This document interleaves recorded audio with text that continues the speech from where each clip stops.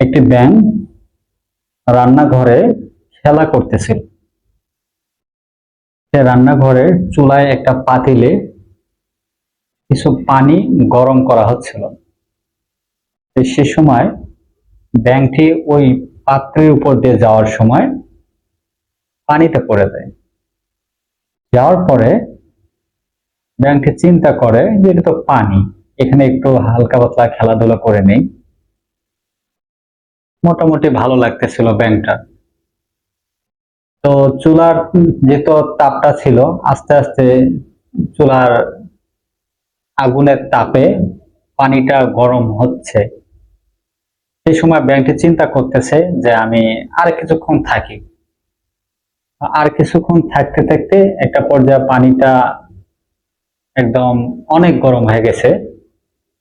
সেই সময় ব্যাঙটি চিন্তা করলো যে এখন মনে হয় আমার লাফ দেওয়ার উপযুক্ত সময়। সেই সময় যখন চিন্তা করছে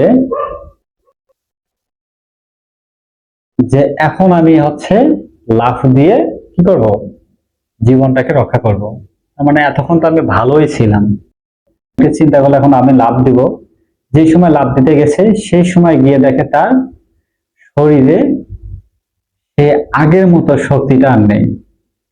শরীরে যে একটা এনার্জি ছিল সেই এনার্জিটা আর নেই।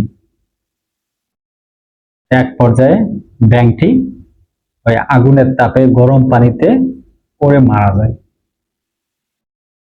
এখন আপনারা এই গল্পের মাঝে কি বুঝলেন? নিশ্চয় ব্যাঙটা মনে হয় ওই পানিতে পড়ার কারণে মারা গেছে, অথবা পানিটা গরম ছিল সে কারণে মারা গেছে। ভাবতে পারেন না? কিন্তু মজার বিষয়টা হচ্ছে, কারণ সে সঠিক সময়ে লাফটা দেয়নি। যে সময় তার শরীরে এনার্জিটা ছিল ওই সময় যদি ব্যাংকে লাফ দিত তাহলে হয়তো তার জীবনটা বেঁচে যেত, কারণ সেই সময় তার সেই এনার্জিটা ছিল। তো সেরকম আমরা কিছু মানুষ আছি, ব্যক্তি আছি, আমরা যুবক বয়সে আরাম খুঁজি এবং বৃদ্ধ বয়সে কর্ম খুঁজি। এই চিন্তা যাদের মাথায় আছে তারা জীবনে বেঁচে থাকলেও মারা যাবে। তারা যদি পৃথিবীতে বেঁচে থাকে তারপরেও তারা মারা যাবে। এটাই বাস্তব। ধন্যবাদ সবাইকে, ভালো থাকবেন। হয়তো আর একটি ছোট্ট একটি ভিডিও নিয়ে আসবো আপনাদের মাঝে।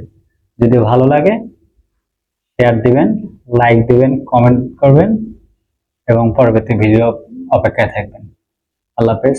আসসালামু আলাইকুম ওয়া রাহমাতুল্লাহ।